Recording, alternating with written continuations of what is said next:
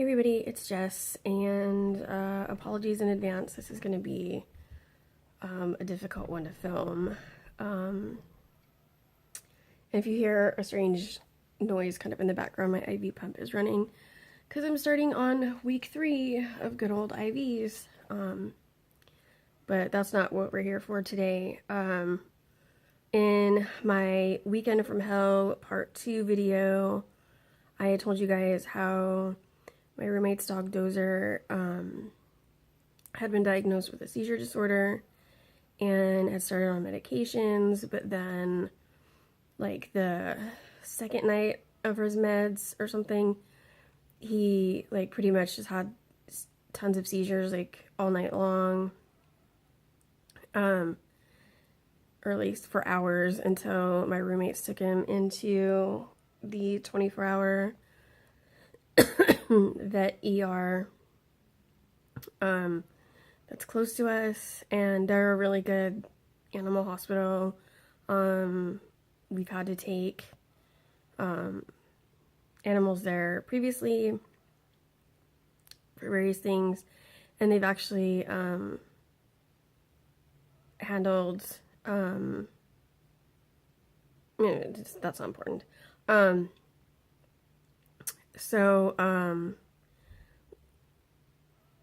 The seizures just proved to be really hard to control over these last couple weeks, and he was started on, he was up to 4 medications to try and control them, and I'm talking to you guys on Monday.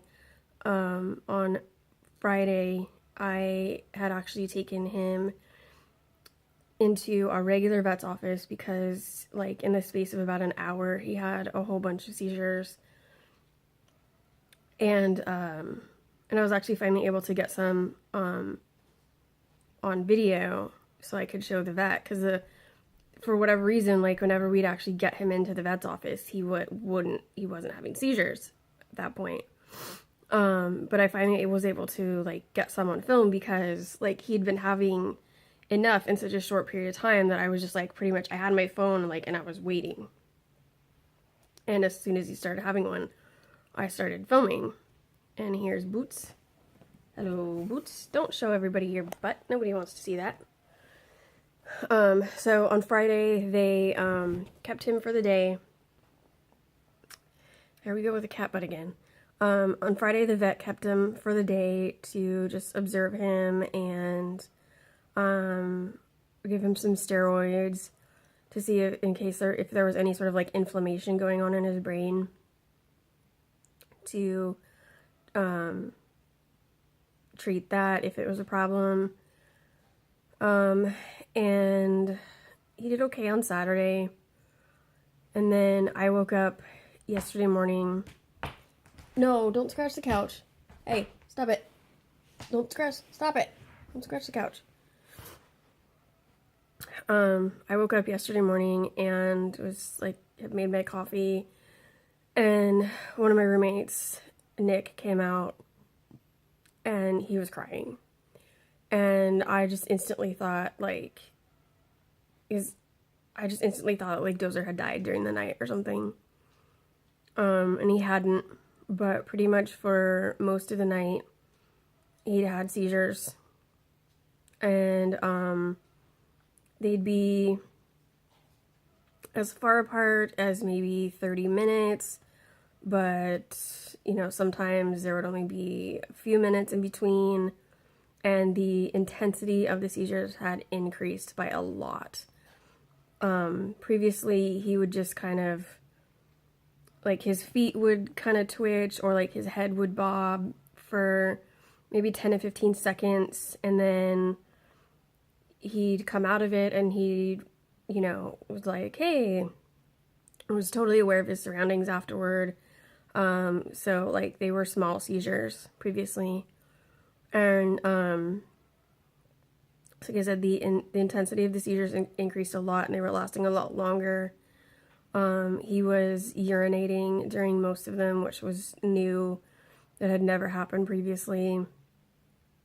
And he was just extremely weak. He couldn't stand up. And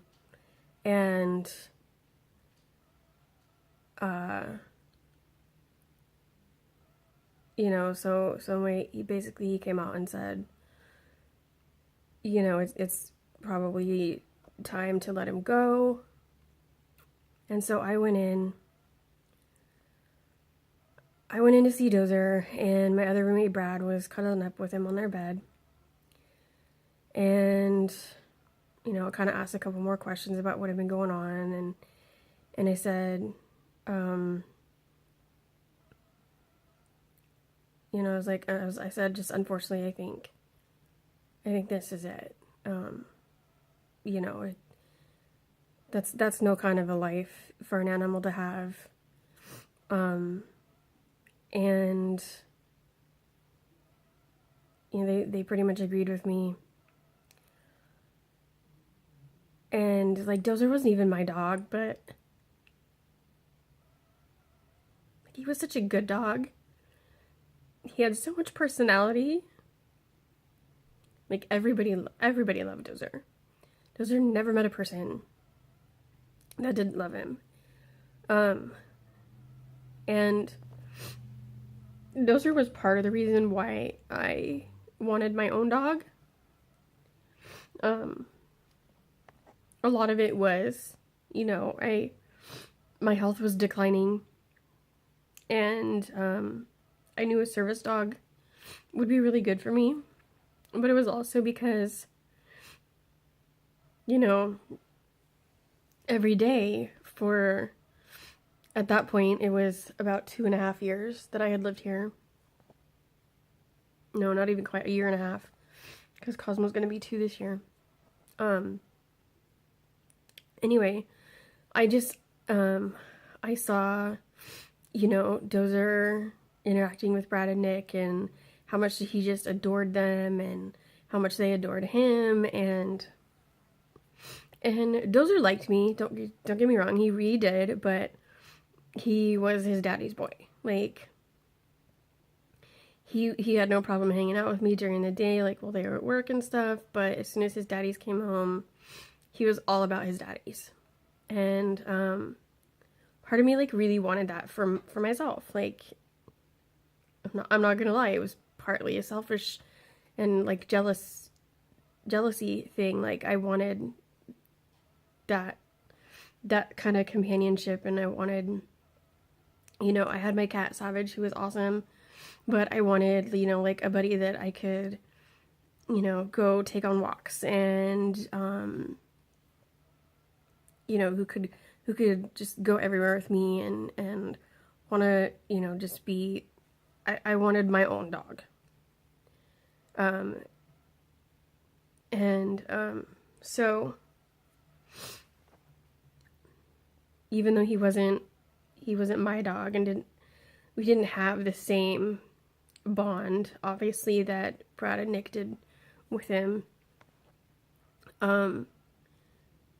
it's still, like, the worst decision, like, as a pet parent that you can make.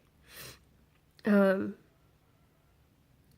it's such a double-ended feeling. Like, you know you're doing the right thing because you know there's suffering and pain. But also at the same time, you know you're going to be letting somebody kill your pet. And, so it's like, at the same time, you know you're doing a good thing. You know that you're doing it out of love. But you also just feel like such a horrible pet parent. Like,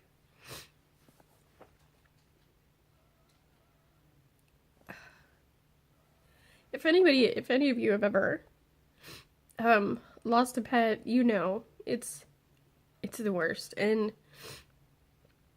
honestly, I don't want to say it's easier when it happens suddenly. It's not.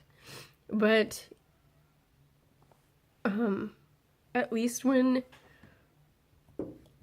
it happens suddenly, the like guilt factor is gone. Because, you know,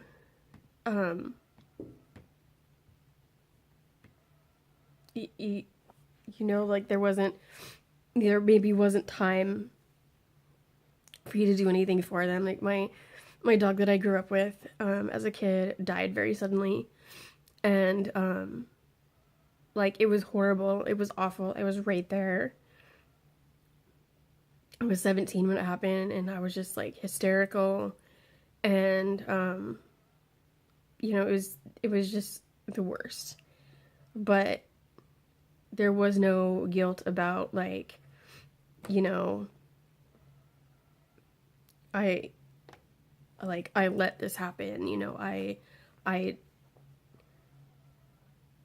you know, there wasn't any of the like I deliberately took my dog into the vet to, you know, for them to die. Like there wasn't that part of it. So all three of us were right there. When he went to sleep for the last time. And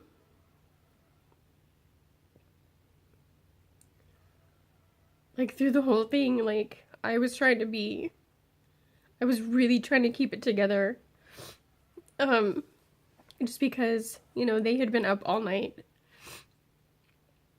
And I told them, I was like, I'm driving, you know, like, you guys have been up all night, and that way, I was like, one of you can, one or both of you can sit in the back seat and hold him, like, whatever you want to do on the way. And,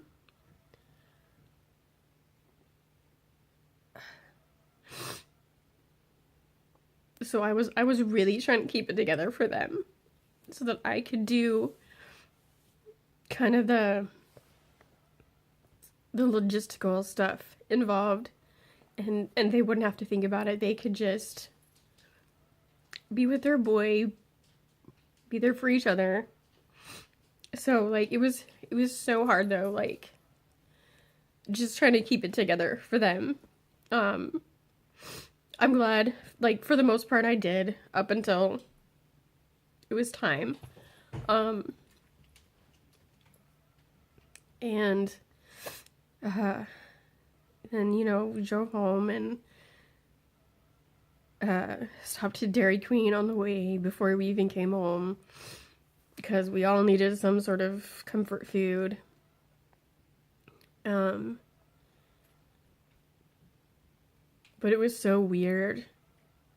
Like, Dozer, anytime anybody came home or anybody came over to visit, there was a knock on the door, whatever, you know, Dozer barked. And it was so weird coming home and there was no Dozer barking. And then a little later in the day, I had to go pick up a prescription. Like, I had to, because I was out of this med. So I needed to go before the pharmacy closed, and I also took Cosmo to go get his nails trimmed. And then, like, especially that time coming home, or like every other time, if it was just me coming home, Dozer would bark, and there was no, and even like when pulling up, a lot of times, like, he would even start barking as soon as he would hear the horn from when I locked my car when I would get home. And I even thought, after I pulled up and was gathering up my stuff to get out of the car with Cosmo, like, oh, Dozer's gonna bark. And then I was like, oh, no, he's not. And then today was the first day in a little over 3 years that I've lived here that I wake up in the morning and, you know, He's not here on the couch next to me. And it's so weird. It just, there's so many people on Facebook, like, between the three of us, so many people on Facebook, you know, gave their condolences, and we're also, you know, real sad over it too. We thank you guys all for your kind words and thoughts and everything. I think it would have been a lot harder on us all if Cosmo wasn't here, though, because I think coming home to no dog would have just been absolutely devastating. Like this, like it was devastating anyway, but I think it would have been harder on all of us. It's not like, you know, the you know, like the dog beds and the food and water dishes and all that stuff, it's still getting used, you know. It's not such a reminder to see of what we've lost, to see those things around, because Cosmo obviously will use them. And not to mention that he's such an affectionate, sweet boy. And you know, when I got home from the pharmacy and stuff with him, you know, he went, Brad was laying on the couch, and he went right up to Brad and, you know, kind of was showing off his treat that he got for getting his nails done. And you know, later, you know, he would give Brad kisses, and actually got his Kong and took it to Brad. He'll bring me his Kong when he wants me to put peanut butter in it, like when he's ready to take a nap or whatever. And I'll put a little peanut butter in there, and then he goes in his crate and takes a nap. But he actually brought it to Brad, which I don't think he's ever done that before. I think he's brought it to Nick, but he almost always brings it to me. So yeah, I think that was the very first time.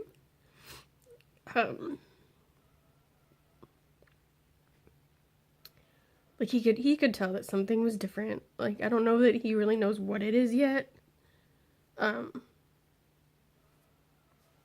like this morning when I got up, he acted pretty normal. I don't think he quite realizes what's going on because, you know, during the weekend and stuff,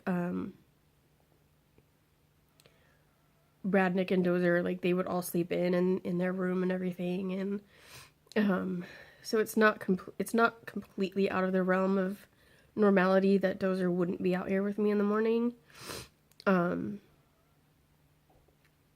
So I don't think Cosmo quite realizes it yet. I don't think Boots realizes it yet, because Dozer and Boots were buddies. But it's just, you know, the whole thing is just really sad, and yes, it's one of those things that, like, it's part of being a pet parent, but it still sucks. And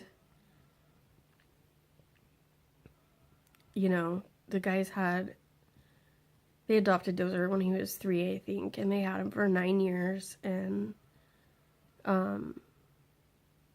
toward the end here, these last few weeks, they've done absolutely everything that was to be done to try to help him, and up until the very end there, he didn't act like he was in pain. He was still interested in eating and drinking and playing, and he was able to go outside and do his business on his own and everything, and so we really don't feel that he suffered, at least, you know, the end there I'm sure was pretty bad for him. But he didn't suffer for a long period of time. So it still just sucks. Saying goodbye to a loved one, whether they have 2 legs or 4, it's just the hardest thing in the world, and we're gonna miss him. We do miss him a lot. So sorry to be such a downer today, but this was not the video I had planned to film for today. But you know, I do kind of the whole purpose behind my channel is to share my life with you guys, and this is unfortunately a part of life. It's a sucky, horrible part of life, but it is a part of life, and it happened, and I can't ignore that it happened. Just if you have a pet, love on him extra hard today, and I will definitely be doing the same with Cosmo when he wakes up from his nap. So I promise a happier video for you guys next time. I hope you guys are having a good day. So, oh, and also, just because it happened on the same day, I'm not probably going to address it completely by itself, but please keep the families and the victims of the Orlando shooting in your thoughts, prayers, whatever it is you do. And as I'm sure a lot of the country is doing. But yeah, they could use any of the good vibes that they can get right now. So please do that. Bye.